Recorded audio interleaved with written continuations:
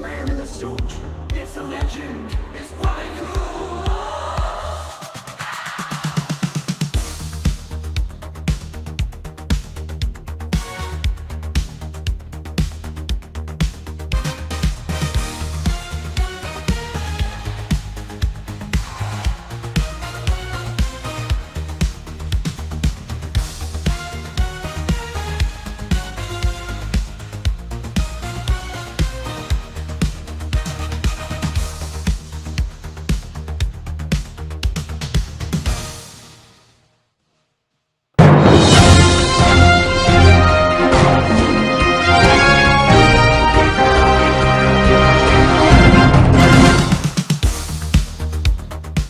Live from Los Angeles, it's Wednesday, better known as Hump Day, in time for the Kruse Control Show. And here's our host, Brian Kruse. Hey everybody, welcome back to Kruse Control. It is Wednesday. It's Hump Day, everybody. Welcome back, March 26, 2025. Welcome to Kruse Control, the home of entertainment news. I am your host, as always, everybody, Brian Kruse. Queen, good to see you, my girl, Queen. Welcome back, everybody. Happy to have you here. Thank you for tuning in at this later time, as always. We're happy to be here. Happy to be back on a Hump Day. It's been way too long, but we're gonna hump up the best of them. If you haven't humped it up, I hope you do it after the show if you didn't do it earlier, because we got a show to do. So anyways, joining us back as always, everybody. You know they're here. What's up, Milton Bradley? Of course, that thirsty daddy is here. Our technical director himself, Mr. GR Waters. What's up, GR? Oh, same shit, different day, Brian. Having a great Wednesday. Great Hump Day. Well, 2 hump days. That's the best kind. It's the humpiest of Hump Days, right, GR? You got it, brother. Has your Hump Day been amazing? Yeah. Has it been great? How's your Hump Day been? And appeal. Amazing. There we go. That's what I'm talking about, GR. So it's definitely like ranking up as a top hump day of all the hump days of every last century of your life, right? I wouldn't go that far, but Okay. Well, it's still a good hump day. Still a good hump day, right? it's in the top 70 years of it. How's that? There we go. That's great. That's great, GR. Well, we're happy to have you here, as always. Please. It's always my pleasure, Brian. Yeah. Good to have you here, GR. Anything you want to say? It's been a while, right? Anything happen? Anything else crazy since Saturday? Like I said, same shit, different day. Yeah. Well, happy to have you here, GR. I'm watching you, GR. I got my eyes on you, and I got 4 of them. The important people. Poor people. Welcome back, GR. You gotta watch out for Peppy, right? Gotta watch Peppy. He's all talk and no bite. It's true. Sometimes. Holla! Good to have you here, GR. Happy Hump Day. Happy Hump Day. Hi, Queen. And also joining us back on a Hump Day. It's crazy. It's good to have like different people on a Hump Day. It's always fun. Usually on a Monday, but welcome back, everybody. You love her. You know you love her. Miss Valerie Zatarga. What's up, Val? Hi. It's very odd to be here on a Wednesday. How you been, Val? I've been good. I'm just dying for the weather to warm up. It's still so cold here. I wish we could trade places. I want to come out to California. I know. It was cold today. There she is, Valerie! Cold. It only got up to 69. Oh my God, did you put on your Lenny Kravitz scarf? Yeah, right. 2 of it was them. wrapped around me, went around my ankles too, and then I tied it around my belt. That thing's amazing. If I had one of those, it'd probably be hilarious to see me wear one of those things. It'd be kind of funny to see. I don't know. I'm gonna get you one for Christmas, and you got to wear it throughout the whole. Yeah, the Lenny Kravitz scarf. Yeah, I would rock it. But I just don't. I just don't. You Are would. you You're teasing the stylish pep like star? that. You look good. I could try. But like a winter wonderland vibe. But Yeah. anything big happened lately, Val? How you been? Anything crazy since I saw you last? Nothing too crazy. I'm almost done with my scarf. So, the one that I was crocheting during the Oscars. Yeah. But yeah, and I'm going down to Lansing this weekend. My brother and I are gonna hit the bar scene, so it's gonna be fun. It's gonna be great. I'm excited for you. Michigan State's fun. It's a lot of fun. Ooh, I know. I can't wait. Emma said you look smashing tonight, by the way. Oh my gosh, thank you, Emma. Everybody's so sweet. Yeah, they're so great, aren't they? We love everybody out there. Them. Good to have you all here, Valerie. Always happy to have you. Thank you for being here on a Wednesday. Appreciate you. Happy to see you. Thank you for having me. It's going to be a great night. It's going to be a great night. Also joining us on a Wednesday, everybody, fellow executive producer himself. Everybody check out at 3Gs, Mr. Ronald Todd Woodward. What's up, Ron? So this is Wednesday? This is Hump Day. It's smaller. Absolutely. Hey guys, how are you? Hi, Queen. What's up, Ronald Todd? Ron, I love you, man. It's going to be shot because I'm going to think tomorrow's Sunday. Oh, yeah, it's going to really throw you off, right? Yes, It's going to throw you off. You're like, what are we doing here on a Wednesday? What is this vortex of cruise control that you're stuck in? What is going on? Yes, absolutely. What's new, Ron, since Saturday? What's new since Saturday? I was like a couple days ago. I haven't done any 3Gs. I've been busy. Just spending time with Torbit, working a little. It's been great. It's actually been really good. We had that hot weather on Monday, and now it's cold today. Cold by our standards, Val. Yeah. Lenny Kravitz scarf. Yeah. There you go. Oh, by the way, your hair spot on. Oh my God. There we go. You look stunning as well. Thanks. It's the eyes. Well, it's great. Everybody looks fantastic tonight. Everybody looks fantastic. Good to have you here. Thank you, Tom. Dave is here too. I don't know. Again, guys, Dave is here every once in a while. His internet sucks. Dave, can you hear us? That's not Dave. He might come after you. Right, Dave? What are you come after GR? I'm saying like you're not Groot, Dave. You're Dave, right, Dave? Good to have you here, man. Always happy to have you here. Family. Yeah, we are. Thanks for being here, man.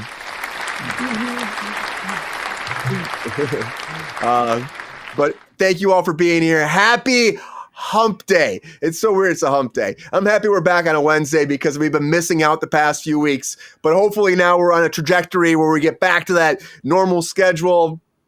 Hopefully put it out there. I think it'll be Saturday this week. Again, we'll talk about that later. But there's a lot going on. And again, it doesn't matter what day of the week it is, right, guys? Could be a Monday, could be a Wednesday, could be a Friday, could be a Saturday, a Sunday. Any day of the week, there is always one thing going down, guys. And that is a lot of breaking news. Come on. Let's do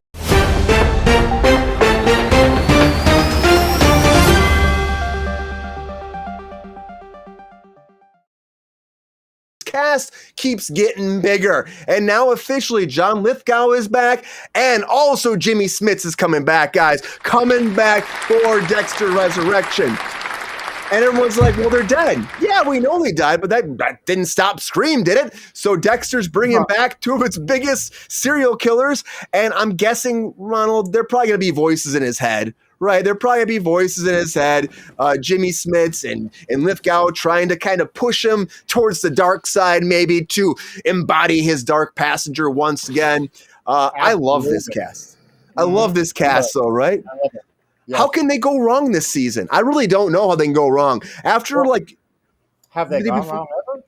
Well, I mean, I would say New Blood it was good, but it wasn't as good as it could have been, right? Real. Yeah. And so now bringing these guys back, we got John Lithgow, Smits, but we also have Peter Dinklage, Uma Thurman. Like, this cast just keeps growing and growing. Neil Patrick Harris. There's a lot of people involved with this, and I can't wait to see where it goes, guys. If you're excited, let us know, because I know that I am excited. But speaking of casting, Ted Lasso, guys, of course, is coming back. We've been talking about that for a while. Ted Lasso coming back for season 4. But there's one character that might be recast right now, and that's Ted Lasso's son. Now, the child actor who played for the first 3 seasons, you might be like, well, why he's not? Are they trying to age him up? No. Then, yeah, more Dexter, Milton Bradley. It's coming out in June. it's like, well, then why are we recasting him? Well, it comes down to playing soccer. Now, the idea is they want Ted Lasso's kid to be a very proficient soccer player in this. Now, I would say the one thing about this too, because Gus, the kid who played his child before, has been a skilled soccer player for a while. Apparently, he started playing once Ted Lasso started getting into it and getting bigger and bigger. He developed his soccer skills, but they're still not just giving him the role. They're making him audition with everybody else before he actually can come back to the show, which I think is a wrong thing. I mean, honestly, like, he was already 3 seasons. Just give him a chance to come in. If his skills don't match up, like, try to get him there, or then maybe you venture off, but don't like throw him into the general population for an audition. I just think that's not right. But that's what they're doing in this case. Give him some run. What, Ronald? Just don't shoot him so tight. Just don't shoot him so tight. Have a double, right? Have a double. You can cast an amazing double, have him run around, do his thing, do the close-ups. I do it all the time. And it was what? Give another actor some work. Yes, share the wealth. That's what happens all the time. It happens all the time. And they change actors all the time. Yeah, Emma Peel, I know. I would love to be in Dexter, Queen. I would love it. Please talk to my agent. Oh, that's right, my agent dropped me. You know what? Screw my agent. That's what I'm saying. They did drop me last week. So they told me it's last week. Yep, they dropped me. Where are they? They're in Beverly Hills. And I know a lot of people that are kind of seedy. They told me though they told me it's tough for a white guy these days, which, I get it, but I'm just still like, I've been with these guys for years, and I'm just like, I know there's not a lot of roles in LA, but I mean, come on, like, there's gotta be whatever. I need a new agent anyway. So I'd say on to bigger and better things, right? That's what it is. They're lost, Ronald Todd. They're lost. The universe doing for you what you couldn't do for yourself. It's true. Telling me, hey man, take that ship and move on, which I will. But Ted Lasso was going to move on. They didn't move on. They won how many awards, how many Golden Globes? And the Golden Globes are coming back. And Nikki Glazer is going to be back again to be hosting the Golden Globes in 2026. They loved her so much, they said, hey, bring her back some more, give her more opportunity. I think it's a fantastic thing. She was hilarious last year. I mean, I'm all about this. I'm like, if you have somebody that works that well, keep bringing them back. Just like Conan O'Brien at the Oscars is coming back as well to do next year's Oscars as well. Because again, I think he nailed it out of the park. He was fantastic. And also his show, Conan O'Brien Must Go, has been renewed for another season as well, which I think is fantastic. Again, he's funny. He's hilarious. Like, you got someone that works. Keep that person in there. Get more jokes. He's always going to have some great jokes. He really went hard at people, and Nikki did too. So I say, bring it on. Bring it on, because the only thing that made more noise at the Oscars was Will Smith slapping Chris Rock, and Will Smith's back in the news again because Will Smith's new album's dropping, everybody. Dropping his new album. Please don't hit anybody else, Will. I think you've learned that lesson, right? But his new album's coming out March 28th. This week, he's dropping his new album here in like 2 days. This Friday, guys. Big Willie's back in it again. Since 2005, his last album, Lost and Found. This is, again, a new resurgence for him into the world of hip-hop. He's saying Will Smith is putting it all out there. True story, the first time. It's all based on a true story. Okay. All right, Big Willie. We'll find out. Let's say, I don't know if I'll be like, it's here and I like it this time. I'm not sure, but only time will tell. I still think his biggest hit was Getting Jiggy With It. Come on, right? Getting jiggy. And I got to tell you, the funniest thing, my mom's like, yeah, getting jiggy with it. That means like dancing, right, Brian? I'm like, oh, no, Marlene. That's not what it is. No. No, Marlene. No. But he was getting jiggy with it all right. The Flames, didn't LA go up in flames after she hosted last time? It did. They made a joke about it, and then the fires broke out. So hopefully it doesn't happen again. But I will tell you this, Will Smith's album probably isn't as big as, of course, Limp Bizkit these days. And Limp Bizkit, guys, back in the news again because of this damn lawsuit. $200 million. They are suing Universal Music Group because they still haven't paid them residuals. Like, what? And Universal Music Group was like, we're going to throw the whole thing out. We're going to throw it out. And a judge said, no, you're not, buddy. You're not throwing out this case. They're going for Universal to pay them their money. After all this time, they were saying, hey, we were back in it. Everyone's buying our stuff. You're repackaging things, changing artwork, bringing stuff out and collecting all that money. It's not right. It's not right. Pay your people. Pay Limp Bizkit. Pay Fred Durst. Right, Val? Pay Fred Durst. Pay Fred Durst, or else he's gonna go Woodstock 99 on your ass. Oh, snap! What does that even mean? He's gonna destroy them. He's gonna play break stuff, and then a riot's gonna break out. It'll be fine. Give me something to break. Yeah. Hell yeah. I think that they should pay them. And I think they will eventually, Val. They're going to have to. They're going to have to force up that money. They have to pay them. Like, okay, Limp Bizkit has had the most insane resurgence, like, because of TikTok. Like, Gen Z and Gen Alpha love Limp Bizkit. And I've had enough. Give Fred Durst his flowers. Give him his money. Just give it to him. I've had enough. Give me all my money and my chocolate-flavored starfish and my hot dog-flavored water. You know? Okay, Brian, it's not Friday. Please. You don't want to know what a real Limp Bizkit is there. You don't want to know what that means. But if you don't look it up and then be prepared because it's something. It's something, you know? Your mom knows what it means. No, Marlene does not know what a Limp Bizkit is. I guarantee she does not. And I don't think she would partake in that endeavor. That's all I'm saying. She would not. I'll tell you what, Torbit does now. Okay, there we go.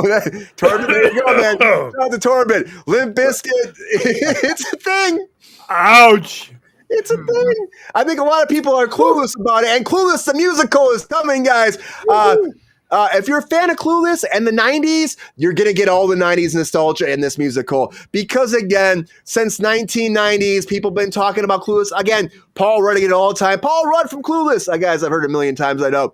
But the West End, London's West End is going to premiere the musical of Clueless. Now, the showrunner that did before is behind this. And she was talking about how the idea was we don't want to lose the 90s. They were talking about changing it, modernizing it, making it present day. She's like, no, this is what Clueless is supposed to be. This is the magic of Clueless. So she wants to keep it in that era, keep that nostalgia, but also it's a musical. And the idea was before, she said, I always wanted to be a musical, but unfortunately just didn't work out at that time. It wasn't as popular to do that. And she's like, you know, tell where the musical is going to pop in. So they're going to go there. It's going to be a big musical over the West End. So get ready for it. I guarantee it'll be on Broadway after that before you know it. I'll leave that biscuit in the oven, folks. Emma, yes, leave it in the oven. Leave it in the oven and let it lie. Let the biscuit lie. Let it lie. We don't want to Limp Bizkits. I'd rather talk about Glenn Powell than talk about this, guys. Because Glenn Powell is everywhere. He won't stop being everywhere. But he now wants to do Texas Chainsaw Massacre. That's what Chainsaw Massacre. That's what he wants to do. So he's trying to get the rights for this. 50 years since the first one came out. Of course, he did Twisters, guys, Top Gun. You see him everywhere. He's doing Backdraft right now. It's this 90s resurgence. Doing Backdraft reboot. He's doing Running Man reboot. I mean, he did Twisters reboot. He's like the 90s reboot king now, guys. And I have like people that just love the hell out of Glenn Powell. But now he's trying to get this moving forward. Texas Chainsaw Massacre. He wants to star in it. He wants to help spearhead the whole project. As long as a big-time director is attached that he likes, then he's all about it. So we'll have to find out what's going to happen with this moving forward. He wants J.T. Moliner being the director for this, which I never really, I've like Strange Darlings. Everybody's seen that. I haven't seen that, but I hear people love that. He wants JT, but we'll see. I mean, I think if you get anybody big on this, he'd probably sign on to it because freakier things have happened, guys. It's probably going to happen. And Freaky Friday 2 is coming, guys. Freakier Friday. Freaky Friday. And I've been holding off to watch this trailer for Valerie because I know she's a big fan of Freaky Friday. 22 years later, guys, Jamie Lee Curtis, Lindsay Lohan are back. We need it one more time. Coming out August 8th. Here's the trailer for Freakier Friday, guys. Let's check it out. I'm so excited. Oh, that's interesting. Your lifelines. It's like they've intersected before. You've walked in each other's path. Oh, strange. Really? You learned a lesson. Right, a lesson that may serve you again. Okay, that's enough. Thank you. Let's go. Bye. Did you feel that? I think it's just all in our heads. Oh, a little. 5, 6, 5, 6, 7, 8. Little chaperone. Oh Chaperone. my God! Yes. Oh no, not again. What's happening? It's all right. Who's in my body? It's okay, it's me, Harp, it's Mom. Wait, what? If you're me and I'm you, then who is that? I'm Grandma, sweetheart. My face looks like a Birkin bag that's been left out in the sun to rot. How do we fix this? Last time, we convinced everyone that we were each other. Until we switched back. They're having fun.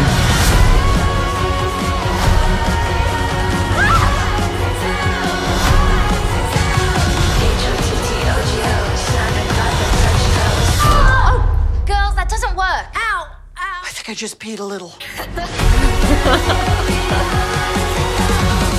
Okay, I'll let you know when it's time for you to make your sexy grand entrance. Sexy grand entrance. Oh, like that. Shut up. Freakier Friday is coming, everybody. Oh my god. Valerie's already excited. It looks so good. It's fun. There was like a family one where they family switched on Netflix recently. Kind of reminds me of that a little bit. But then again, this is like going back to that 90s kind of heartstrings and bringing them back. So I think it probably works a lot better than that movie did. So yeah, I can't wait to see. Hopefully it's great. But you know what? Bring this team back together, and you know, I think it's going to make money. Unlike Blake Lively and Justin Baldoni, I don't think you're ever going to see them back together on the screen, guys. Oh boy. Woo! Now, nobody is asking for this, Milton Bradley said. I think nobody's asking for these two anymore. But, update. Here we go. I got to do the update. Blake Lively's team wants the whole thing thrown out. Get rid of the whole lawsuit. It's got to be gone. Ryan Reynolds says the same thing. It's got to go.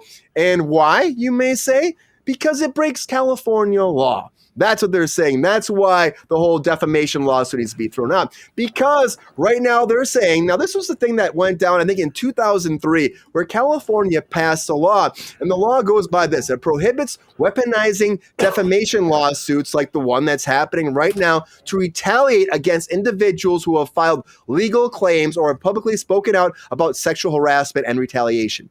So they're trying to say that because California has this law, he can't, and she spoke out first to SAG for a complaint, he can't sue her. That's what she's saying. But this was filed in New York, and now they're trying to make it attached to Los Angeles. So I think you're SOL, Blake Lively. I just think you are. And again, after all of this, I think you're both kind of in the wrong here. I think something bad happened behind the doors here. I think there was a little bit of a sexual tension between the two of you. I'm going to say it right now. And I think Ryan Reynolds is not happy. You're not happy. Everybody went to shit. We're going to talk about this more, but I don't think it's getting thrown out. I want to see this go to court. And this was just a bad, toxic relationship. Unlike Tom Cruise being in love. Is he in love? I don't know. I don't know, guys, because everyone says Tom Cruise can't be in love with anybody these days. He's asexual and he can't be, but he has been seen constantly with Anna de Armas. Now, she came forward though recently, because we've been talking about this for a while. She came forward and said they're just friends, guys. They're just friends. Nothing else happening, but they were seen multiple times. March 15th, they were seen. 17th, around St. Patty's Day, together again. And, they're still saying they're just friends. I don't know. Are they just friends? Is there more happening for Tommy Cruise, guys? Or is he going to put a ring on her like Chalamet is going to be doing, guys, with Jenner? Because she's been seen with a $300,000 ring, and everyone's saying it's happening. He's like, yes. He's been trying to figure this out for a while. 150 dazzling diamonds on this ring. And he's super excited about this. Been trying to plan this for a while, couple of months. He's saying getting the perfect ring for his 27-year-old girlfriend, Jenner. And he's super excited. But they're happy. They're in love. And I just think it's going to last, 3 years? Maybe 2? I don't know. I just don't see it lasting long. But week and a half. Week and a half? You guys let us know what you think. But I got to say, a lot of breaking news, everybody. A lot of breaking news. They're in love, everybody. They're in love. Ronald Todd, they're in love. Oh, yeah, I know they are. It's fantastic. It's fabulous. I hope I can invitation. Oh, and Emma Peel says Kruse is in love with Lord Xenu. Yeah, Queen, right? Chalamet, I guess he's off the table, everybody. Off the table. You know, that's what it is. Not again. I know, Peppy. We don't want to talk about Chalamet and all. I know you never want to. He never does. But anyway, Peppy, it's okay, right? You're going to be okay? Thanks for joining us. Don't go anywhere, Peppy. It's going to be okay. But anyways, thank you all for being here on Kruse Control. Always happy to have you here. A lot of breaking news, a lot of talk about. So now it's that time. I got to put that 1 minute on the clock, and all my guests get 1 minute to say, what is there? Hot takes. Let's do it. Let's do it.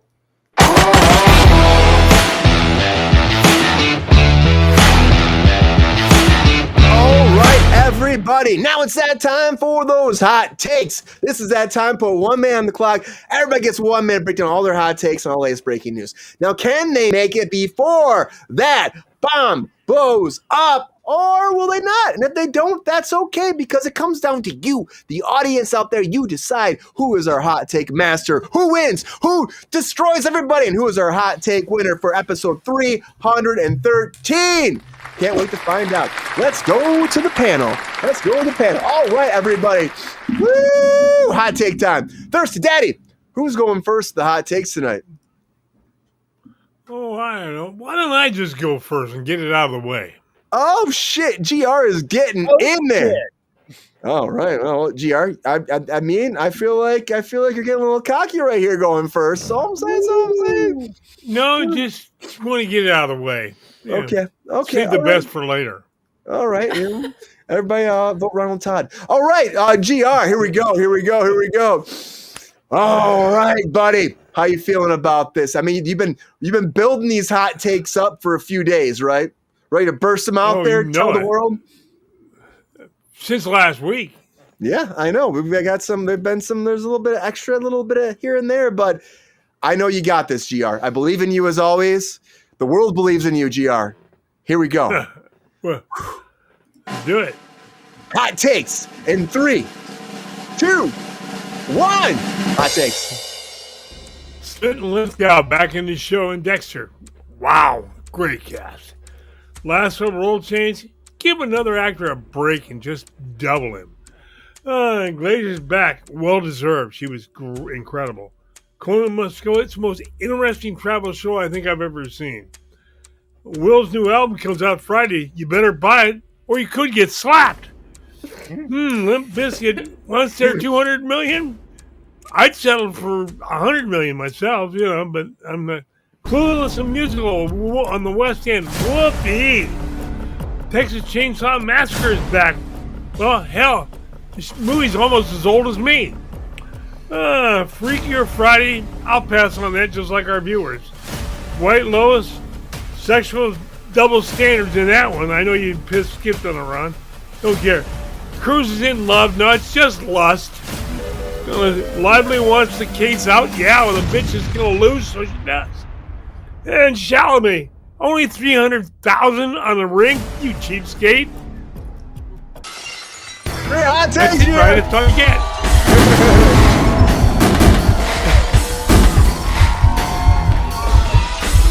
You're calling him a cheapsake, huh? You're calling him a cheapsake. You're like, yeah, he's being cheap.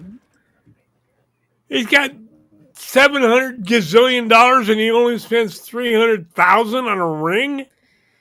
He's being a cheapo. Come on. Oh, snap. That's what I said, a cheapskate. We're gonna give, you know what that is, though? That's the power of love. That's what that is. Yeah, I don't know. I mean, it seems like, how much should he spend on that ring? What do you think, everybody? Is $300,000 like not enough? Cool million, GR? I'll tell you something. Yeah. The coolest thing would have been if he bought a $2,500 ring for her. That would have been cool because it would have shown he wasn't caught up in all the bullshit. True. That's true. Yeah. True. People can buy groceries and he buys a $300,000 ring for a billionaire. Yeah. True. Yeah. For a self-made. Well, it's very true.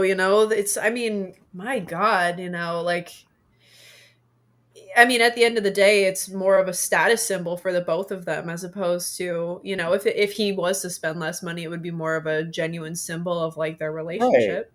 Right. Yeah. Plus, women aren't wearing real jewelry anymore because it gets stolen off their bodies all the time. True. Yeah, all the time. Hey, Ronald Todd, I hate to be like this. Is that microphone off again? Oh my gosh. Or is it? It might be a setting thing. It might be a setting thing. Okay. All right. He's like, oh, come on, Brian. Come on. Ronald Todd, we love you. Oh my God. Yeah, man. Are we good? There we go. There he is. Yes. He's How back. did you hear all the great stuff I said? I don't want to miss you out. I don't want to miss out on you there, Ronald Todd. Don't want to miss out on you. I don't want to miss anything. Okay, GR, who's going next? Well, just because he's got the mic working, it's got to be Ron. There we go. Ronald Todd time. All right, Ron. Here we go. How you feeling about this, Ronald Todd? Oh, no, we can't hear him now. Oh, no, we can't hear him. Oh, no. Oh, you were messing with us. He was messing with us. Oh, again. Okay. All right. That's how I play it. I see how it. Okay. That's All right. Here we go. I'm feeling good about this. Ronald Todd won last Saturday. Can you win again? He did tie, so he has one win because he got 2 ties. 2 ties. There we go. So let's make it a hat trick. Fucking episodes. All right, here we go. Without further ado, let's do it. All right. Hot takes in 3, 2, 1. Hot takes. More Dexter casting. What an amazing show, Brian. You must have been so happy that day.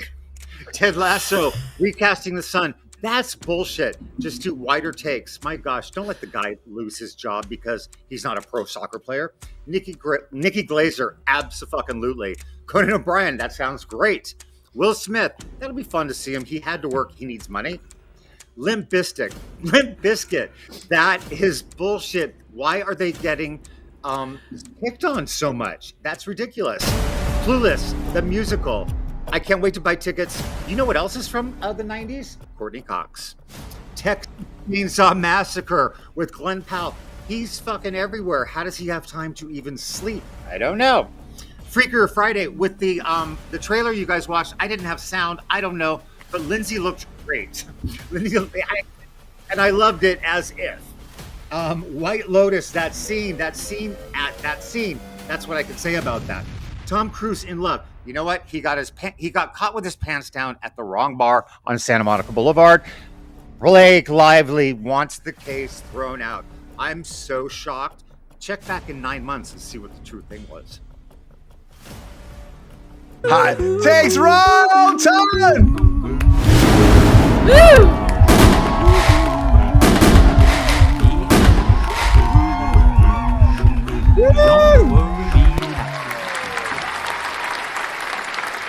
How's that feel, Ronald Todd? How's it feel?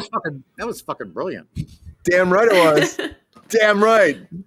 All right. We're and down modest, to 1. too. I like that. Super. Right, Dave? Thanks, Dave. All right. Valerie, we're down to 1. We are down to 1. Last. Yeah. How you feeling about this, Val? Feeling good? I'm locking in. I'm ready to roll. I'm ready. I'm feeling great. Yeah. I can feel that twinkle in your eye.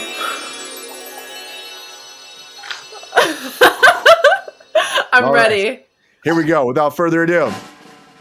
Hot takes in 3, 2, 1. Hot takes. Okay. More Dexter casting. I need more of Trinity, and I love John Lithgow. I think that was a great idea. Ted Lasso recasting his son. Give Pookie a soccer coach, let him have his job, and give a double some work. That's ridiculous. Nikki Glazer back for the Golden Globes. I love it. I love to see a funny gal. That's great. Conan O'Brien must go renewed. That's a W move for me. I love Conan. I think that show is great. Will Smith drops an album. I'm going to Miami, and Will needs to go to therapy, but it's fine. Limp Bizkit lawsuit moving forward. Give Fred Durst his money. Clueless musical as F. I'll be there with bells on to cheer on Cher. I love it. Texas Chainsaw. We've seen enough of Texas Chainsaw. Freakier Friday. I love Freakier Friday. I'm a huge Lindsay Lohan fan. I can't wait to see this movie. Tom Cruise, don't let anybody be in love with him. Just admire him from afar. Blake Lively, your case is it's not going to happen. It's not getting thrown out. Timmy, I don't know. If you're going to propose, I'm happy for you. Whatever. Great hot takes, everybody! Thank you. Woo! That was stressful. We made it happen. We made it through. I was great. Thank you. I was trying to lock in. That was stressful. We're locked and loaded. Locked and loaded. Great hot takes. Great hot takes. Woo! Thank you. Ooh, you know what? It's going to be tough. It's going to be tough for the audience out there, I think. I hope so. Who's going to win? Hot takes tonight. That's the question. I got to say, before we go to the poll here, thank you, everybody, for joining. If you're new to the Kruse Control, we got 8,230 subscribers. Woo! Thank you all for being here, in and out, new, old, been here since day one like Queen. We appreciate you all.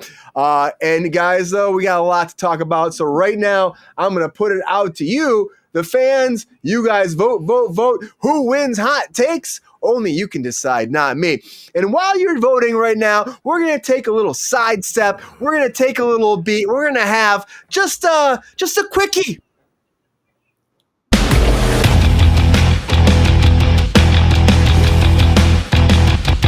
There's always room for a quickie, right, GR? All right, everybody. I want to talk about all the latest breaking news. While you guys are doing that voting, we're going to talk for a couple minutes here, and then we're going to get back in and find out who won. So let's go over to the panel right now. All right, everybody, a lot going on, as always. Always happy to have you here. Of course, the very first thing we're talking about a lot is, of course, this Chalamet thing. Let's just get that out of the way. Again, $300,000. We all kind of said a lot about this, but still. Okay, if you would have done it for $250, Val, would Jenner have stayed with him? My honest opinion is probably no. I think if that was the case, if he was to be like, I got you this very humble, sentimental ring, she would be like, that's really nice for when we're at home. I would like a real ring also. I could kind of see it. Like, I was talking to GR about this today. I'm like, not that I'm trying to say someone's a gold digger or something like that, but do you think they'd even be a thing if he wasn't Chalamet? Like, you know what I mean? No. I don't know, because he's pretty goofy and Kylie Jenner is not that. I think that they're very much opposites, at least like the way that they portray themselves to the media. You know, he's a goofy theater kid and she's very you know, like that's her vibe. So I don't know. I mean, behind closed doors, I'm sure that they work, but if he wasn't a gorgeous, successful actor, I don't know if that type of personality would have the same effect on somebody like that. What do you think, Ronald Todd? Do you agree with Val? I do, for the most part, agree with Val. I think she will always make more money. She will always have more money. But I do agree with Val on that. Yes. But like I said earlier, I think it would have been quite ballsy and what a great gesture to buy her like a $2,500 ring because he loves her. He doesn't need to impress her. She has everything. There's nothing she doesn't have. And you're right, he does love her. And that's now they have each other. And you would think that would probably be enough. You know, you would hope so, right? You would think so. And there's people that can't buy groceries, and now she's going to wear a $300,000 ring that's going to be ripped off of her finger. Yep. Exactly. Yeah. Well, I do know one thing, $300,000 ring would not buy GR's love, right, GR? You need something more. Oh, yeah. Yeah. I don't want a petty little $300,000 ring. If you're gonna get GR to put a ring on it, you gotta give him a little bit more, right, GR? It's got to be at least 7 figures. I mean, come on. But I think GR, I think you were just surprised. You thought that it would be like because you hear about these celebrity engagement rings a lot of times, and they're just like insane amounts of money, right? Yeah, I mean, I understand where Ron's going, and Ron's probably got a more realistic view. But I mean, come on, 300,000 to him is like 25 to me and you. Yeah, it's true. It's like Tom Cruise, though. You think that Tom Cruise will ever get married again? You think that this? Well, only if the church allows him to. Yeah. Oh, there you go. You're right. That could be a thing. So you don't believe the love, do you? You don't believe he's in love, GR? No, he's in lust. I said it in the hot takes. You know, it is what it is. She's saying it. She's just saying they're just friends. They're just friends. Well, you can be in lust with a friend. You don't have to love them. You can be. True, what do you think? True. What do you think, Ronald Todd? Do you think that? You know what I think. Well, I mean, I might, but does the audience know what Ronald Todd thinks about this? That's my question. Is Tom Cruise ever going to get married again? And do you think that she would be the one? My whole story on this is he gets caught doing something he shouldn't be doing. So his crew spins, finds him a lady, they get married. Mimi Rogers, Nicole Kidman, Katie Holmes. He needs somebody. He got caught doing something last month. And that's what this is. I'm obsessed with you, Ron. Say it louder for the people in the back. Yes. But then on the flip side of that, I've always said, I feel so sad. If all of that is true, I feel so sad actually for Tom Cruise. Oh, absolutely. Absolutely. Imagine going through your life being somebody else. Very sad. Very sad. You know, it's terrible. Yeah, it's awful. It's really sad to be that rich and famous. You know, I really feel for him. The thing is, I would say about him though, like he's very much like because I worked on Top Gun. He's very much like in his world. He just work. That's all he's thinking about. So I don't even think it's even on his radar to even think about being in love anymore. Maybe he was at one point. Maybe he wasn't. You know, it's just kind of a sad thing to be like at the top of the world and then you still don't have anybody to share it with. You know, even if like, you know, there's always rumors about him and stuff like that. If there was something else or someone else that he wanted and he just doesn't feel comfortable with that would suck too. You know what I mean? Because you should be able to have everything. I know somebody whose housekeeper has a friend who's a limo driver who knows the garbage man that works down the street from Tom Cruise's aunt. I love this already. She confirms it all. Okay. Yes. Oh my God. You know, one thing that might help Tom meet somebody. What's that? Step off the set for more than 5 minutes. Yeah, he just buries himself in his work. He really does. He should be a guest judge on Drag Race. That would be dope. Oh my God. He would be sweating. No, I think he should be a guest. Go faster. Do better. I think he should be a guest here. I would love Tom Cruise in this show. It'd be great. Oh my God. You heard it, Tom. You want to come on the show? Just let us know. Make it happen. Valerie, give the pitch for Freakier Friday. Why should GR watch Freakier Friday?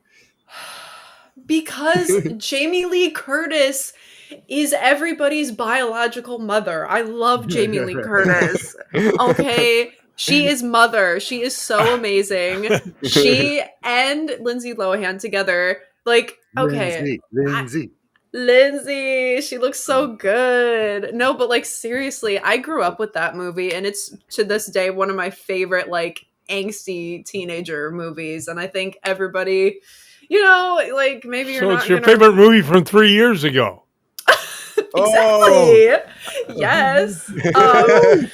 No, but seriously, it's so good. It's so funny. Like Jamie Lee Curtis especially is so funny in it. Like I've recently rewatched it, you know, in adult life, and I was like, there's so much that I did not like, so many good jokes that I didn't get when I was younger. Oh yeah, It's sure.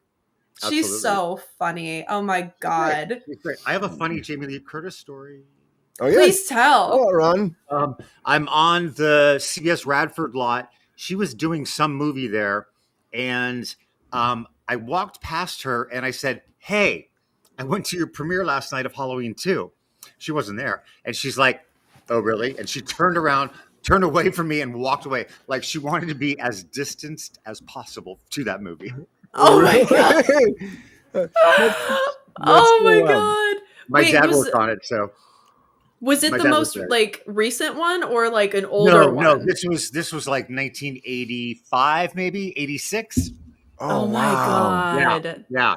So you were a youngin', huh? I was just out of high school by a couple years. Yeah, because I remember I went with a friend from high school, so it had to be right after.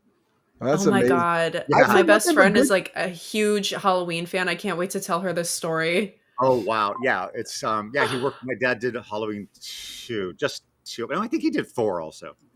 Oh, I've heard nothing but good things about her too. Like that she's really cool. Absolutely. Yeah. You know, like I have a friend that she actually helped out at one point just because, which is really cool. Just because she's like, you know, she knew like they were working on set and he was going through something. She like knew it and she's like, I'm just there, you know. And I've heard she's helped a lot of people out like that. She just stepped up when people need something. So she's a great human being. Especially with addiction. She's very huge with addiction. Oh, yes. I've heard that too. Yeah. I've heard that as well. I think he was like turned around and then she's like, you got to go this way and that way. You know what I mean? It was just like one of those things where she's like, just wants to help people. That's great that she wants to help people with addiction too. She's a huge advocate. I've heard she's gone through a lot of stuff. Yes. You know, someone who's not an advocate is Blake Lively to help people, I don't think. I'm not trying to trash talk on her. But Ronald Todd, will this be thrown out? I mean, because they're going after YouTubers, GR. That's why. They're going after YouTubers. Will Blake Lively's case be thrown out? And how do you feel, Ronald Todd, about all these updates? Where it's like, because it just seems like it's crazier and crazier and crazier. It's so crazy. I was like a full 100% Blake Lively fan and supporter when this started. And then as everything started to uncover, I quickly changed sides. I still am a firm believer that what month are we in? We're the end of March, right? End of March, yeah. End of January, things are going to become very clear. I mean, December of 25. A year later. You think a year later? Because that's what it was. It was last December when we actually found out about this. And that was the first time we talked about it. It was like around the holiday time, you know? Mm-hmm. And it just keeps coming and keeps coming. This is way too sexually charged. People just act like this if it doesn't have something tied to something emotional. And she's a fucking crackpot. So it's like, whoa. I feel like something there's something else that happened just like a week ago where there was like a fan of hers saw her at a hotel and she just like videotaped her to show her friends. That's what she claims. And I guess Blake Lively saw her, right? And then the next day she was checking out and Blake Lively said, "Hey." And so she turns around, there's Blake Lively, she goes, "Hi." And Blake Lively pulls her phone out and records the girl, goes around the whole car and keeps recording her, getting her license plate, gives it to her security guard who goes around the whole car and starts recording it too. And she's like, "I've got you." And then she runs away and apparently started blasting this girl's social media and like talking down to her and trying to look for, and like, you know, she said she started getting all these different people coming and like battling her and attacking her too because she recorded a video. And the girl didn't even release the video. But she was being attacked from that, like belittled and stuff, which is it's insane. It's insane. I don't like crazy. Like what? She's losing everything that's going on with the first lawsuit, and now she wants to create something else of drama with this. That's just crazy. Yeah, there's a 5-letter word for a person like that. What's that, GR? Bitch. So GR, you don't think this will be dropped? You think that Baldoni? Fuck no, it's going to go to court, and that bitch is going to lose the case, and it's going to cost them a whole shit pot of money. 400 million. That's what it could be for. We put it together. They won't get that, but he'll get 100, maybe 150. He might. What do you think, Val? Do you think that this is going to go to court? Well, it sounds like it based on the fact, like you said, like she was trying to get everything thrown out based on a California law, but she filed her suit in the state of New York. That's where Baldoni did. And because he started with the New York, I think it was New York Times, then he filed in New York. She filed her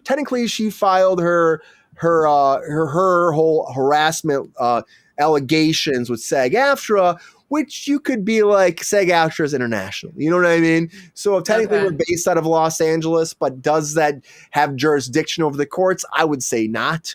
You know what I mean? So he started in New York. He's trying to branch it off to Los Angeles. But, at this point, I think it'll just be a New York lawsuit, Well, right. Yeah, that definitely. I mean, she can't throw a California law at a New York, Like, it's just. Well, she can try. And she would. She's Blake Lively. She can do whatever she wants. Has anybody seen those TikToks of that guy who puts on, like, 8 hats and impersonates her and goes, No. And makes that face? Oh my God. It's so funny. He puts on like 3 pairs of jeans like she wore in that in the movie, and then like a weird like 4 beanies stacked on top of each other, and he goes, it just does that.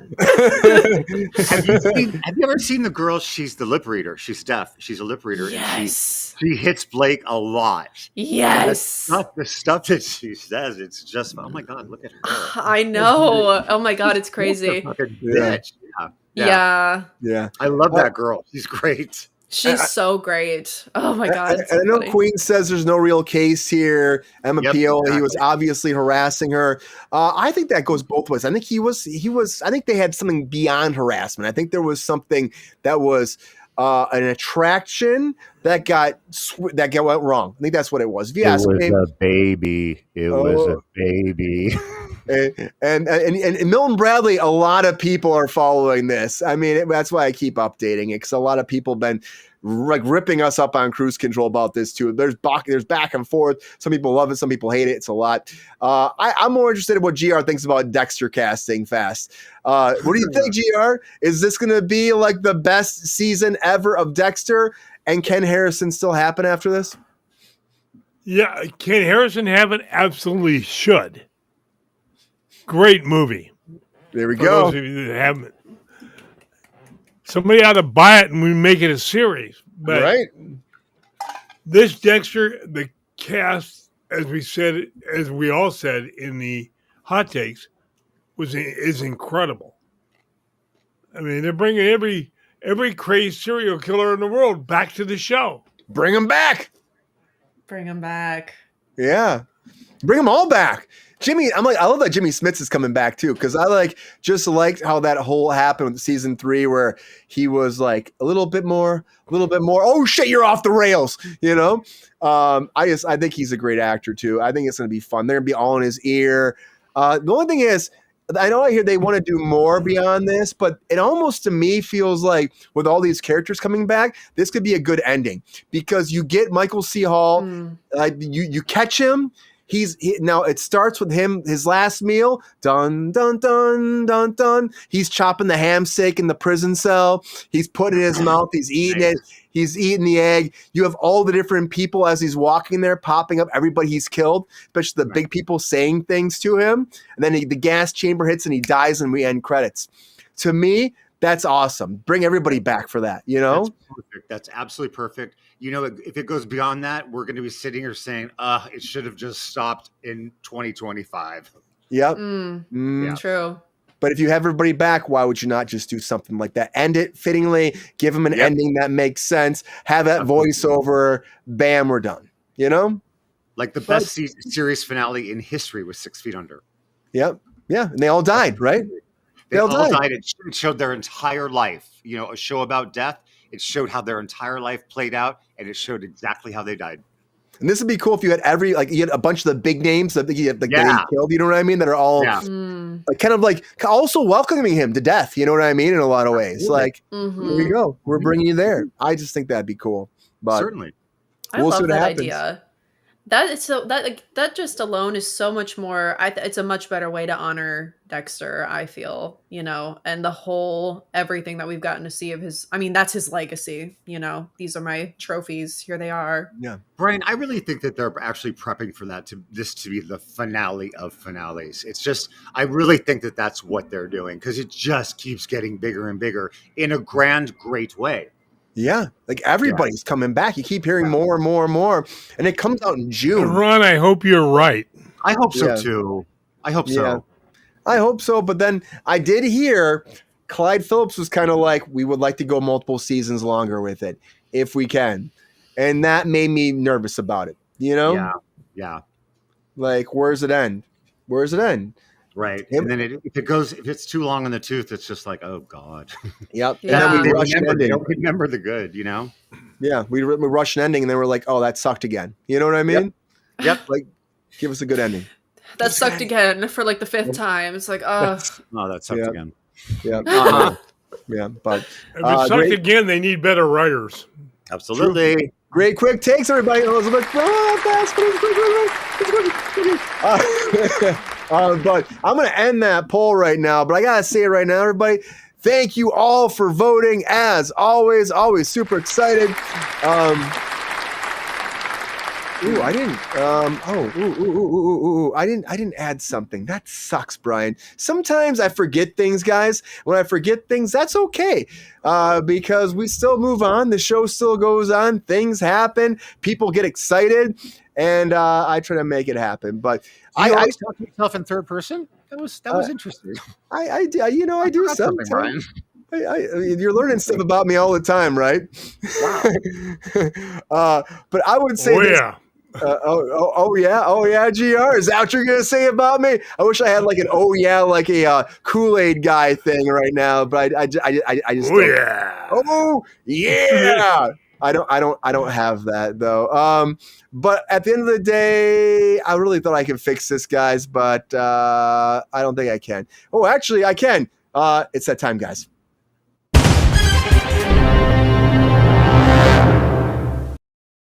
Buddy, I'm ending the poll. We do have a winner of Hot Takes. And who is going to win? Who is going to win tonight? Who will be our winner? You have voted, and you have decided. Will it be GR? Or maybe Ronald Todd? Could it be Valerie? Oh my God, she's so surprised. Who? Me? Oh, the hair flip. I love it. It's our winner. You guys. Oh my God. Come on. Who is our winner, guys? Who is our winner? No whining, Ron. Without further ado, our winner is Valerie's a target. Congratulations, Val! Shut up! I haven't won in forever. Oh my God! Thank you. Wow. Hey, thanks everybody who voted. Love you all. We need lots of subscribers. Yeah. Julianne Moore. That's who it is. Julianne Moore. You remind me of Julianne Moore. Really? That's who it is.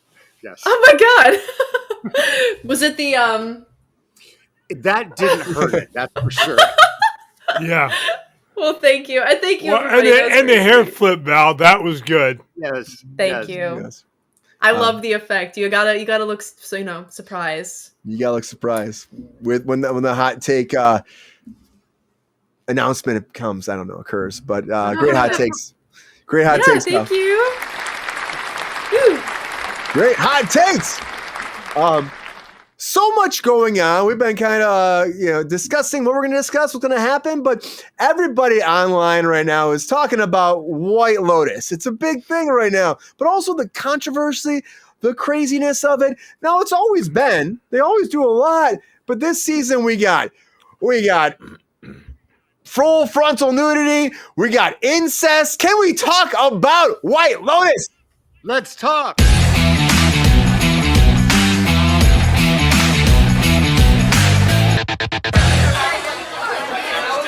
Have you guys been watching White Lotus? That's my question right now, because White Lotus is out. We got 2 episodes left, but the biggest thing is I want to talk about is like Jason Isaacs a couple weeks ago had his big episode where he had full frontal nudity, and he was actually on the talk shows on CBS mornings, and they just kept grilling him. They kept grilling him about, was that actually your junk that was hung out there? And he was like, guys, I think it's interesting that there's a double standard happening right now. And when a woman's naked, like, you know, no one says anything about it. They would never dream of talking about her genitalia or her nipples or any of those. But all of a sudden, like, you see me and you're like, well, let's talk about that. And they double down like, well, was that your penis? And he's like, guys, like, I said it one more time. And like, this is what White Lotus does. They do shock value things. And people are just like, it's random. It's weird. Yeah. Dude, Milton Bradley says, some people were very excited about Milton Bradley. I'm not going to lie. People are going crazy about it. But on top of that, too, we had Schwarzenegger's kid this week. And there's a scene where they're all like drugged out. And all of a sudden, his brother is giving him a hand jabba during the episode. And I'm just like, what is happening? Now we're doing incest right now, and they're kind of leading it up where the brothers might get together again because they seem like they're like not extremely upset about it, but weird about it. It's guys, White Lotus is just taking it to the next degree. But it is about controversy, and it is about ratings, and it is about shock value. And they've always been about that. And I think White Lotus is delivering now later on the season. I would still say early on it was a little bit, to me, a little boring, but now it's getting into it. And I get Emma Peel. Like, I'm not really about the nudity either. And I think that it's just like, we just want to do something to like wake people up. I'm like, this is crazy. And the craziest always happens. There's death, there's destruction still coming. But is this shock value, or is this necessary for the plot? And do we think that we're talking about because it's making it more interesting, or because we've been so bored this season it's something to wake us up? That's my question. Ronald Todd, you've been watching. Do we need the full frontal nudity? Do we need that? And do we need to keep grilling Isaacs about this too? Do we need it? Absolutely. It's him. I don't know if that's fine.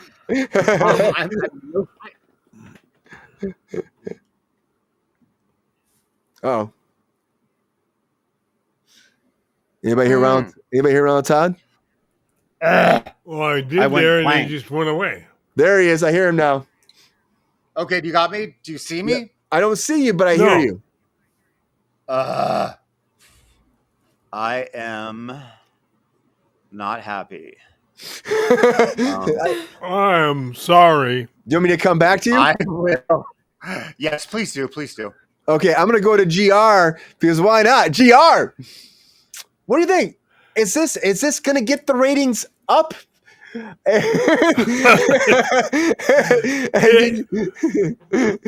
it was funny. I watched that interview. Yeah. And he was pissed off big time. And he goes, do you really care about this? And the woman, I don't know her name, the CBS woman leading the interview, goes, yeah, I want to know. It's like, but he was absolutely right. If it was a female co-star, hey, are those really your breasts? That would be a biggest no-no in history. They would get ripped on every news channel. It's just a joke. And whether it was him or not, who gives a flying? Except his wife. Chalamet. Who gives a flying Chalamet? Well, Chalamet might care too, but that's irrelevant.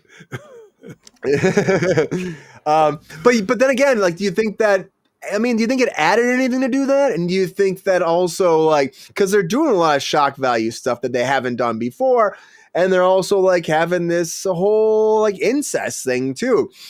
Is that something that they think that can help Max, like, get more viewership here? Well, I think they're hoping for that. But do I think it really was going to do much? No, because frankly, I don't think incest is a turn on for most people. There are going to be viewers that do like that. Yeah. There might be some. Yeah, or more than some. I don't know. But the bottom line is, do I think it's going to help the ratings? Not really. Yeah. I a little bit. Thank you. All right, Dave. You're welcome, Dave. Ronald Todd, do you want to go in next, or should I send to Valerie? I see you now. Oh, can we not hear him? Can't hear you, Ron. All right, we can see you, but we can't hear you. Right here. Ooh, there I am. Oh, there you are. He is. And I'm behind. I think he's teasing us. I know. I couldn't tell if you were being a silly goose or not. I'm behind the Elizabeth Taylor filter, if you can't tell. Oh, nice. What do you think about this? Oh, we as a society, as an audience, as everything, have become so accustomed to shock value that it has to keep getting bigger. It's going to hit a point that there is nothing bigger, and it'll go right back to simplicity.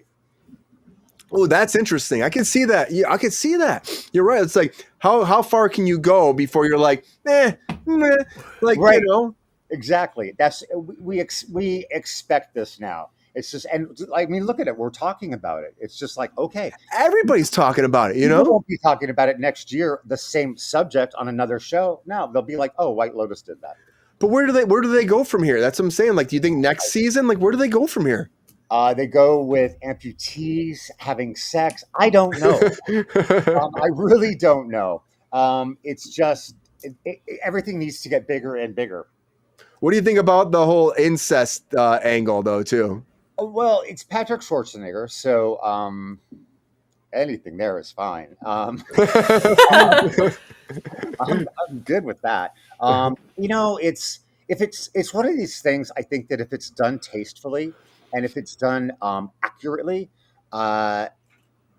there's not a problem with it. It exists. You can't just sweep it under a rug. It does exist. What if that one scene or a scene gets a child to talk about what happened to him that was so scared, or her that might have been so scared? If it gave them the courage to do something about it, to me, that would be worth it. Absolutely. It's not a fake thing. It's I don't think it's a problem, but it's an issue. It's a reality that does happen. It's a reality. It's take them out in the back and shoot them. But yeah, it is real. Maybe that's to try to touch on some of those themes too that people are dealing with. You're right. And it's never addressed. Like incest is never really addressed in anything. It's a hush hush. It's a hush hush. Yeah, that's a fascinating. That's a great take on that too, Ronald. I mean, like I get that. It's like a lot of people don't touch on it. I think like there is a shock value aspect of it. I know people are saying like good writing, but there's really good writing in White Lotus though too. Yeah. Like the dialogue is great. It's fantastic. The characters are very well written. They only develop further and further as the show develops, and so I think what they do with the writing is great. I think there always is an aspect of shock value, but it comes around in a way. You know, I think they find a way so it makes sense to the narrative as it develops. Yeah, absolutely. That's why I'm saying it's done tastefully. Remember Mark Wahlberg's, his Boogie Nights. Boogie Nights. That was a huge thing people talked about. Yeah, everyone was going nuts about that. Marky Mark was huge at that time too. I'd be like, "What? Should I put that out there, right there, right?" Right. Are you surprised that Jason Isaacs never said like if it was him or not, and like was battling people about it? Oh, see, no, I think that's great. It's also there's the actor. He's a British actor. He's Brady. Tom Hiddleston. Not Tom Brady. The very handsome one, rough and rugged.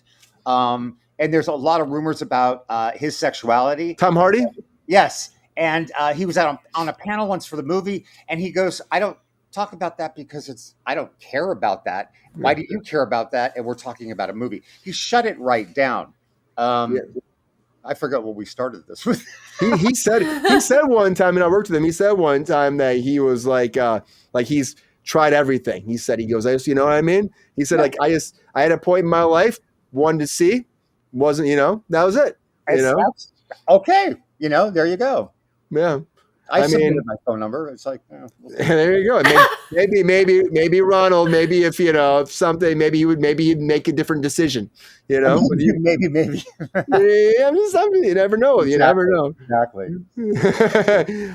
Valerie, again, you've been watching White Lotus before. Like they do in these seasons, day in and day out. Do you think that this is like Ronald was saying too? It's like about like it's gonna eventually maybe get to a point where we have to go backwards. Like we get as shock value as we can. We go as far as we can, and we have to go backwards. Do you think that's going to happen with White Lotus eventually? Do you think they're going to get to the point where it's like, well, we've already done this and this and this. Like, where do we go from here? Do you think they can be that way? Yeah. Yes, absolutely. I mean, things have... Like, we're moving on to the incest storyline, and you can't take the like the Game of Thrones approach where it's like, oh, this is medieval, this is back then, this is when that thing, that happened commonly. It's a modern thing, and it's gonna have to like reel itself in at some point. I totally think that Ron hit the nail on the head with that. And Patrick Schwarzenegger, he came forward recently and he's like, I can't watch the last 2 episodes with my family. So, there's a lot of speculation. You're going to see the Schwarzenegger. Do you think that's like something that he will go to? You think that's something that he would go that far for this show? He's still like he's done a bunch of stuff, but he still hasn't. I feel like he hasn't delved into be that big movie star. Is White Lotus the role that gets him there, you think? I think so. I mean, I think that White Lotus completely reignited Jennifer Coolidge's whole career. I think absolutely that could be the case. I mean, this show has brought, what I really, really admire about this show is that they've brought in people from, lots of different actors, of varying popularities, I guess. And it's done well for all of them, I think, especially Jennifer Coolidge. She's the best example in my opinion.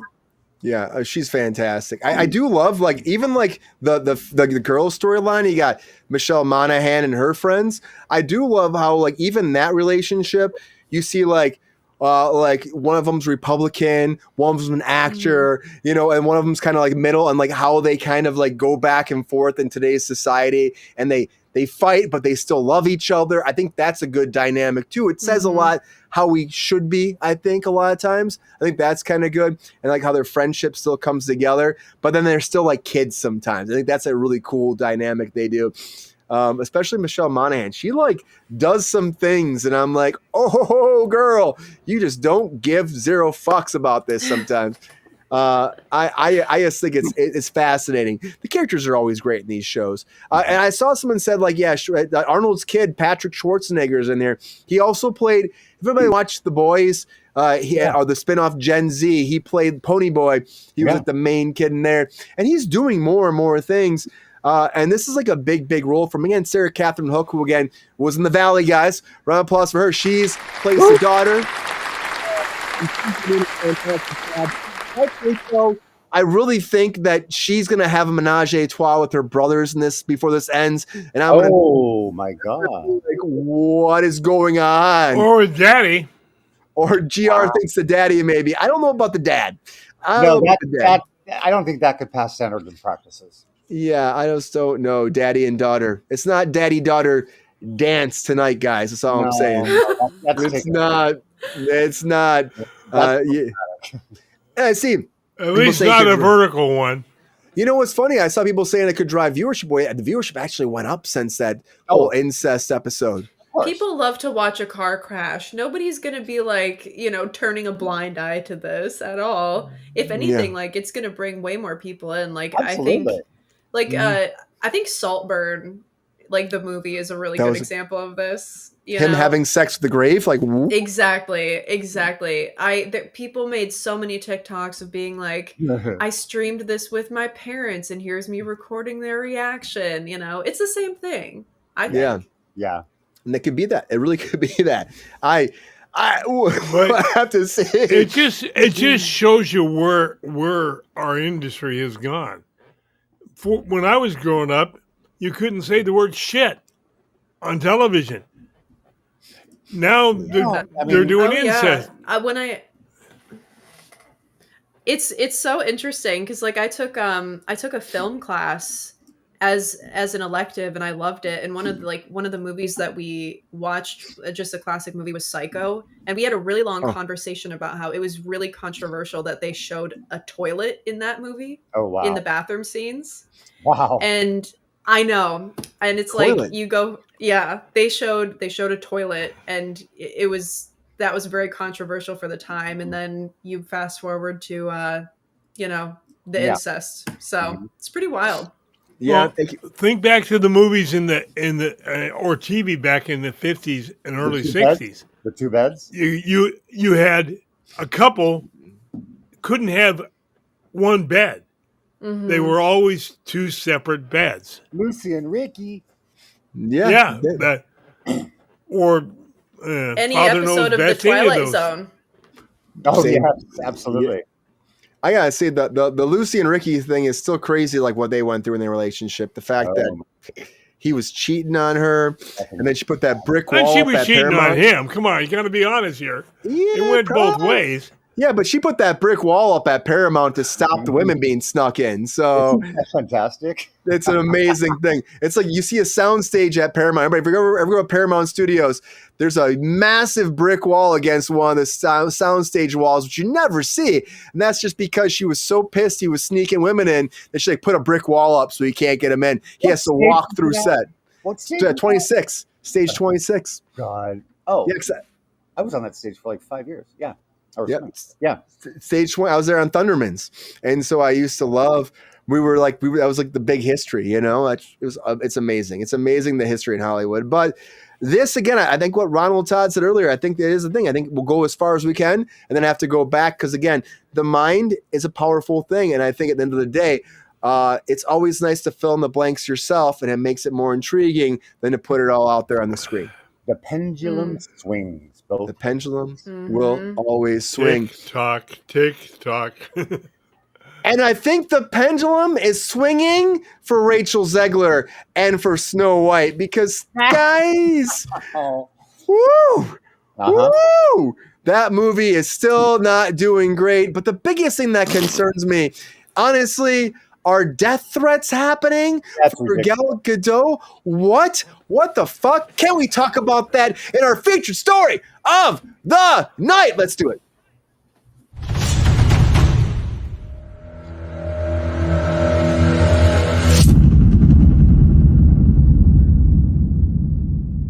We've been talking about Snow White for, I feel like, way too long. Yes. But this is probably the end of it. I would hope so. White Lotus Queen is a good show. Yeah, check it out. But I mean, I get it. But Snow White has been going through detrimental issues, and it's all because of Rachel Zegler. Now, they spent like $270 million in this movie, of course, about how Rachel came forward and she just started like trash talking the fans, talking about politics. And again, I get it. Like a lot of times you're an actor, you think that you have a voice, needs to be heard. But I will say this in the day, because I'm an actor too, guys. I get it. You think sometimes like, oh, I can have an impact. The thing is, you got to think about this though too. You're a brand and you're part of a business. And we've talked about this multiple times on Kruse Control, right? And Rachel Zegler, when she got cast as Snow White, people are already going after her because, as we've said in the show, and people have said, Snow White, her her skin as you know, as white as snow. You know what I mean? Like, that's already a thing going against you that people are like mad because they were mad because like you look like Snow White. That was a problem for a lot of people. I get it. whatever to me. That's what I say, whatever. But people are mad at you. And then you start putting your foot in your mouth about politics. And then Mickey Mouse is like, don't say that because you're going to turn some fans off because we're a brand. And of course, fans got mad. And it got so bad, apparently, that they were trying to talk to her about it. And Gal Gadot started getting death threats because she played the queen, but she's an Israeli. Now, we've said that before. And she started talking about pro-Palestine. You can have pro-Palestine stuff. That's your take. You know what I mean? But when your lead is also Israeli, and now people are going after her, and Disney's saying, please stop talking about this, because now Gal Gadot's uptake of death threats are happening. That's not a good thing. It's not a good thing. I don't think Rachel Zegler will ever work for Disney again. Look at the opening numbers, $43.5 million opening weekend. I expect this weekend to probably be $15 million.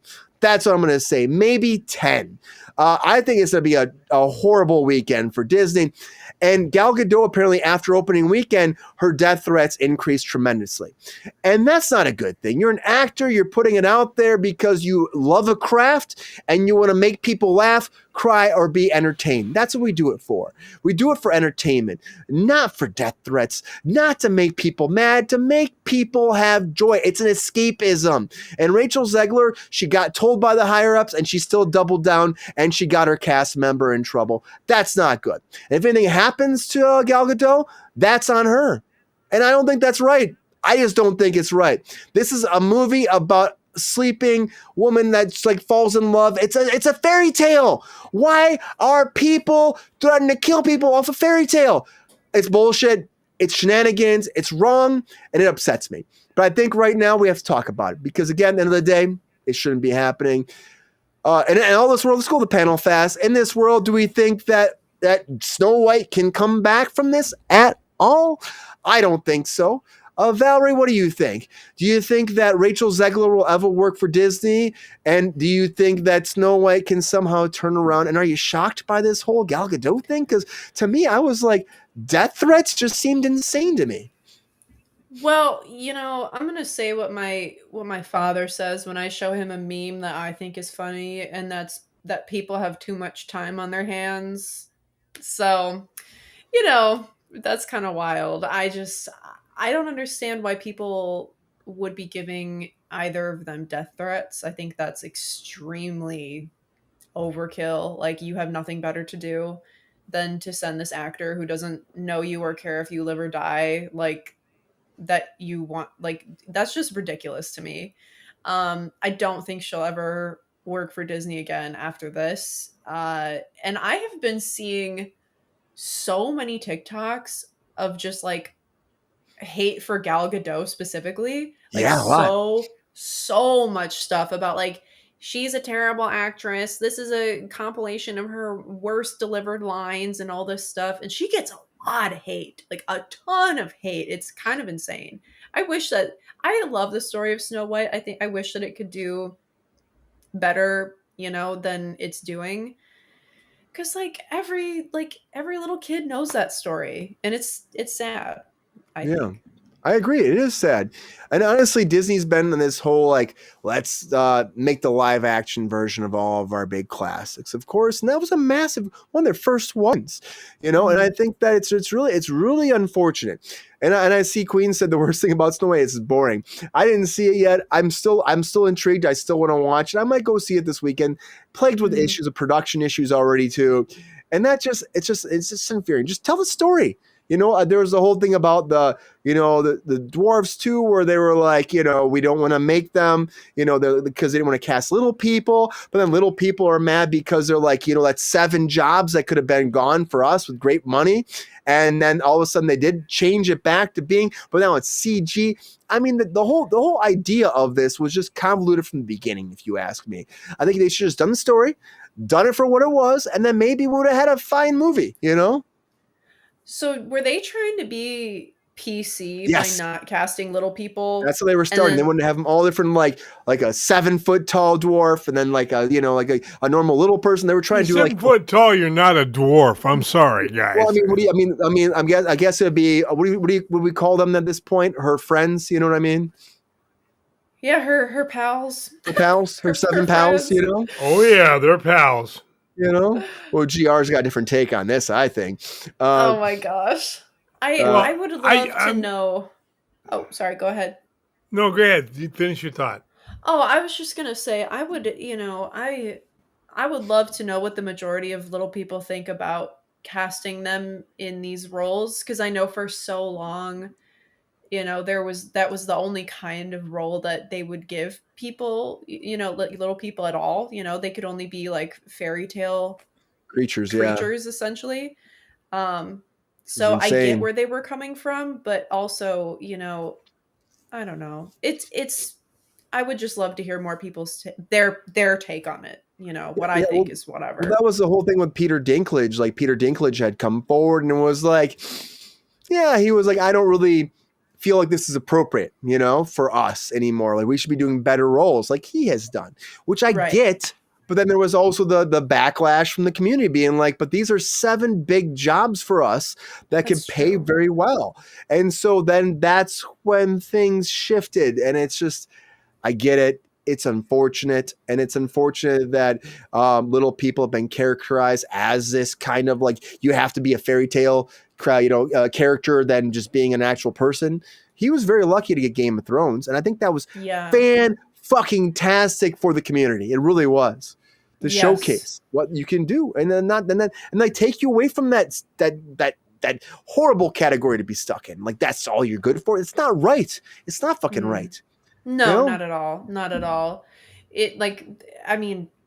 Height doesn't matter. They're completely talented people. Yeah. Yeah. You're actors. You're fucking actors end of the day. GR, what do you think about this Zegler thing too? We've been talking about Snow White constantly on here as this has been building up. I remember when the first idea of it being announced was here. We were talking about the problematic stuff with the production.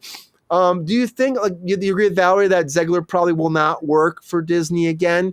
And do you think that she should have maybe listened to Disney and not kept putting her foot in her mouth? Or is that's insane, right? An actor that actually listens? Come on. Yeah. But Val's absolutely right. If that young woman ever works for Disney again, I'd be shocked as hell. Yeah. I mean, she did what we've talked about many times on this show. Another actor that opened her big mouth and stuck both feet in it. Yeah. And the death threats to Gal Gadot is ludicrous. I mean, so she's Israeli. I mean, it shows how much anti-Semitism there is still around. Yeah. You're right, GR. And she's I love the woman as an actor. I appreciate her skill and her versatility. I mean, she's incredible. The young woman may have shot her career right in the ass. I think there's a great chance she did, GR. The thing about how much money. Well, and the movie as a total, and I'm going to put this bluntly from what I've seen of it, it sucks. It took a great story that every one of us knows and ruined it. Yeah. I mean, as we were saying, the 7 actors could have, of little people, or whatever you want to call it, the politically correct way of addressing them now, like I give a shit about that, but the 7 dwarfs were 7 little people. Get a grip on it, guys. Don't have to be politically correct just because the world wants you to be. Tell the story the way it was written and let it go at that. And instead, they fucked it up. Yeah. It's and the thing is, they kept trying to shift away from it, change it, get back to it. That's always problematic. That's just money. You just keep spending more and more money, and then all of a sudden the budget's $270 million, and you're like, well, how do we get here? How do we make money now? You don't make money at that point. You lose money, right, Ronald Todd? You lose money at that point. You definitely lose money. You lose a lot of money. Yes. What do you think about this? Like death threats against actors sticking there, like sticking it out there, putting their political views when a movie hasn't even come out yet. Was this destined to get to this point? I'm having a deja vu from this, right? Am I correct with that? we've been yep, we have, yes. I think okay. There's a death threat is never We did the Michael Jackson death threat recently. There, the Michael Jackson was against the director. That's what we were talking about because the fans were mad about Michael Jackson's our documentary coming out. So a death threat is never a solution for anything. That's just, it's a blanket statement. There's no, but what if, but what? No. So that's ridiculous. Actors are acting like actors, which can be ridiculous. It's just, there's so much silliness in it. Everybody wants to be heard. Everybody wants to be seen. Everybody's important. Everybody needs to shut up. Everybody needs to shut up. In Hollywood, Ron? I know. Maybe do your job. You know what I mean? Like, maybe do what you... And shut up. Hit your mark, find your light, and go home. Yeah.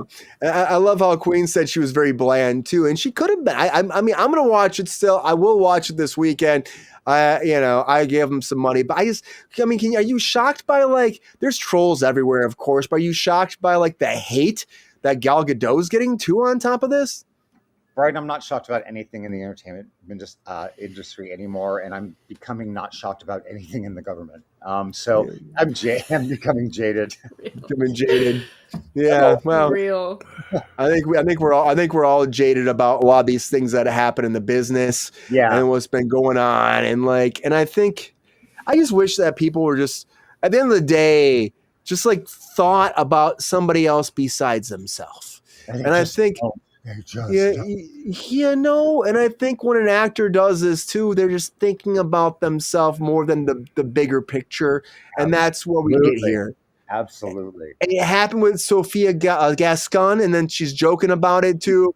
It's happened a bunch recently as we talk about the death threats of Michael Jackson. It's just not right. It's unfortunate.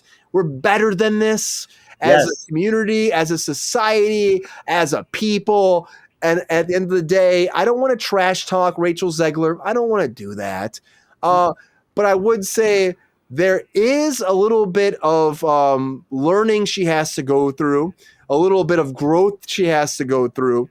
I don't want to say that she shouldn't be done as acting, but I think that I hope at the end of the day, she learns something from this experience and hopefully it doesn't kill her career. Because I think she's young and she's got a lot of opportunity. But I think at the end of the day, that's up to, again, the business, which is not that forgetful and not that, they just don't give up on these things. So like, you lost this money. I'm sorry. You just made me think, Brian, in the old days, the actors were studio actors. They were on contract with studio. They learned everything about their craft, what to do, how to show up to a red carpet, who to show up to a red carpet with, what to eat, everything. And that got them through all of it, and it made it the mystique of Hollywood. Now you get off a bus, you get an agent, and you do a $270 million movie all within 6 months. Mm-hmm. And people, the majority of people buy into the fame. I love watching actors, people that are trained actors, and their advice to everyone is, don't buy into the fame. It's not real. When somebody says, I want to be a star, it's just like, oh, fuck, oh, wow, that's trouble. It's a false, it's something people are grabbing into. And it's just, but it's interesting because I think about like the grand times of the 40s, 50s, and they were all taken care of, like L.B. Mayer, and took care of all of them, and that was important. I loved how they used to like live on the lot too and jump from show to show to show. Yes. You were a working actor at that all point. Those little houses on the outsides of Paramount and stuff, those were just all little pilot houses that come in for pilots. Yep. And they just jump around. What's up, Tim? They just jump around, I think those days were fantastic. It was a different business. Yeah. And now, these kids sometimes, and it could be anybody from any walk of life, they get that one opportunity. They're not ready for it. They don't understand the machine. They don't understand the wheel. and then they mess it up, and then they're wondering, like, well, why they're stuck there? Like, why am I failing now? Why am I not getting any jobs? Because you don't understand the business. Exactly. You know, we have two friends that are successful, and both of their parents are very, very in control of those two careers, or were when they were kid actors, and they've turned out to be lovely, responsible adults. You know, go figure. Family, Shocker. The foundation of family. Wow. It might go a little ways, right? Exactly. Hey, did you hear about Ariana Grande going up for the Britney Spears movie? Oh, I did hear that. Okay. I did Really? hear that. Yes. Yeah. Oh my I god. don't see it at all, but it's like, wow, of course. Okay. Yeah. Well, because she said she had a bunch of things people were offering her, and she wasn't sure, and she was like holding off. And that's interesting, because I think she has the voice. She comes from that was she Disney before, or was it Nickelodeon? She was Disney, right? She was a Nickelodeon girl. What was the show? Victorious and Sam and Cat. She was a total Nick girl. Yeah. Wow. That's funny. So she gets that. What was she on a Mickey Mouse Club thing too at all? I feel like she was like in a new Mickey Mouse Club. Maybe I'm. I mean, Brittany was, but way off my rocker. I don't remember. It's that drinking. Ariana. Yeah. I just don't see her as Brittany, but I think it's interesting. She's too slight. She's so she's tiny. It's just tiny. Not believable. I mean, not only tiny in bone mass, but like she's short, you know? Yeah. I don't see it because, you know, Brittany had a lot of battles with her weight. And I'm sorry that we're talking about this. It's not even one. And they were very public, and she wrote songs about it. You know, you just talk about my waist and, you know, stuff like that. So anyways, enough with that. Thank you. Yeah, no, I get it. One more thing, again, as we've been talking off the topic too, I just want to say this because I forgot about this earlier. When we were talking about White Lotus, Aubrey Plaza was on White Lotus too, of course, last season. And I don't know if everybody saw, but her husband, of course, killed himself.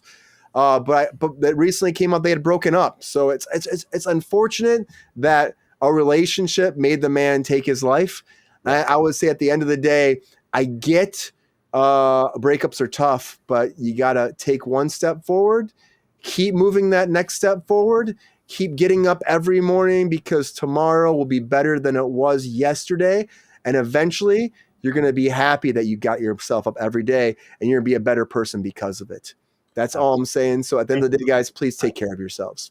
That's good. That's a good. Yeah. Yeah. Anyways, everybody, thank you for being here on Kruse Control. We appreciate you as always. Happy hump day. Love you so much, guys. Thank you for being here day in and day out. Again, thank the new people.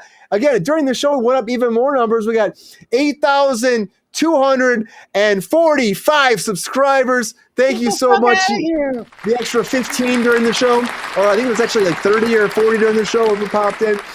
Thank you, guys. We appreciate you. Please keep coming back. We're here. We're Kruse Control. We're not going anywhere because we got the Thirsty Daddy as always. Hope you had a good night, GR. It was a great night with a great group of people. We're always having a good time. On set and in the viewership. Yes. Always, GR. Absolutely. Always. Any words of wisdom, GR, before we sign off? Don't waste your time with that movie we just discussed. But go out and see other good movies that are out there. They're out there. There's a lot out there, GR. There are. Thanks for being here, GR. Appreciate you. My pleasure. Also, welcome. Was this the first time on Hump Day, Ronald? I don't know. I mean, is it? I've now done all 3 nights, yes. Hell yeah, everybody. From at 3Gs, Mr. Ronald Todd. One word. Thanks, Ronald. Guys, I will come back anytime. What a fun night. Wednesday's a totally different show from Friday, and I love how that happens. It is, right? Yeah, it's cool. It's always is. All of our shows are different. See you, Milton. Thanks for being here, Ronald. Hope you had a good time tonight. Appreciate you. Thanks, everybody. Yeah. And of course, our Rose of the Night. We love her so much, everybody. Thank you for being here, Miss Valerie Zatarga. Thanks, Val. Thank you for having me. The vibes were very good on this Wednesday. It was very fun. I enjoyed talking with Yeah, it was. everybody. It was good. Yeah. Thanks, Val. It is. Appreciate you joining us on a Wednesday as opposed to the Monday normally. And thank you for the ups and the downs the past couple weeks. You know, we're moving. We're moving. We're making things happen. Making things happen. When are we going to get her on a Friday? Her drunk would be fun. That's Whoa! Oh my God, yes, tequila soda. That'll be great. It's out there now. It's out there now. We're putting it out there. It's gonna happen. It's gonna happen. We're manifesting. Yeah. All right. Oh, look at that, doing the hair bop. This is how we do it. Thanks, Pepe. Shut up, Pepe. Oh man, you better watch out, GR. You got that shit on tape. What shit? I don't know. Anyways, thanks. I know you do, and I got it too. It's The fuck? Okay, Pepe. Thanks for all being here. Appreciate you as always. Keep those numbers going up, everybody. We'll be back. We're debating. It might be Friday, but maybe Saturday. But we'll be back again this week. Still, we are not done. We will keep coming back. Thank you for being here on Kruse Control as always. But you gotta keep spreading that love. We're trying. This is fun to say. Trying to get to 10,000 by Easter. Can it happen? I think it's possible. Right now we're at 8,246. Oh yeah, definitely. Come on, guys. Get those numbers going up. Tell your friends, your family, your uncles, your aunts, your grandmas, your grandpas, your great-great-great-great-great-great-great-grandmas and grandparents. Used to be chinchilla beaver babies. Oh my, they were excited. They came down from Xenu. They landed smack down in Tom Cruise's backyard and all of a sudden got in a relationship with them. And that's fine because they love each other and we love them too. And then watch out for those kangaroos that pop GR in the nose and then GR fucking tackles them down and he always gives them a noogie. He's giving them fucking noogie constantly. Like, GR, that's animal abuse. He goes, I don't fucking care. They won't subscribe. And they fucking subscribe. He lets them go. And they go, wow. They go fly to the backyard. And the coyote fucking tackles them down. And that coyote fucking wins. I don't know why he wins, but it wins. And then the bear comes over and the beavers are all there too. And they're whapping GR across the face. And GR's fucking tough. He's fucking tough. He's got him in 2 headlocks. He's throwing him over his fucking shoulders. And next thing you know, they're bed in Ron's lap. And Ron looks like, what? There's something in my lap. Can we get along? Can we get along? They're all in your lap, Ron. They're all in Ronald Todd's lap, and he likes it, and we love it, and it's great because they subscribe when that happens. Woo, it happens. Hey, everybody. Thanks for being here. Appreciate you. Hope you had a great night. We'll see you back on Friday at Jason Saturday. But until then, please stay classy, stay sophisticated, love yourself. Take a break if you need to for mental health. It goes a long way. It really does. At the end of the day, we love you at Kruse Control. Keep coming back. And until next time, everybody, see ya.